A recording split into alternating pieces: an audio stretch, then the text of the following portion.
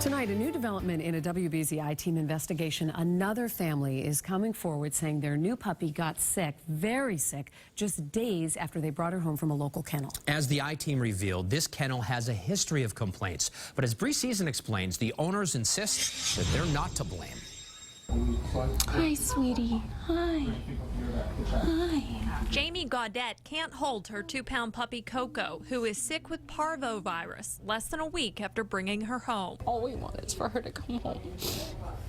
That's all we want. Jamie and her boyfriend Mark say they loved Coco the instant they saw the 8-week-old Havanese dog at Laughlin Kennel in Oxford.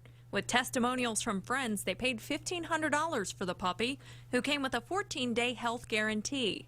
The rough incubation period after exposure is probably 3 to 7 days. Coco's vet at Blue Pearl in Waltham says there's no way to know for sure where she caught parvo. But in the 5 days she was at home, she wasn't in contact with other dogs. When I called Laughlin Kennel, someone who identified herself as an office manager refused to talk to me.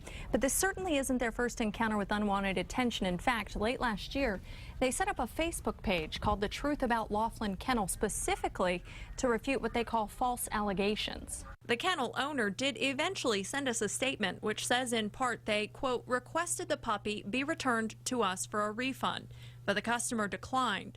We very much regret that this or any puppy became ill. Jamie says they worry that Coco wouldn't survive a drive back to the kennel and they don't want to return her. To request us to present the dog to them is unreasonable and, and impossible because we want her to live. So far, Coco's vet bills total $6,000. Bree Sison, WBZ News.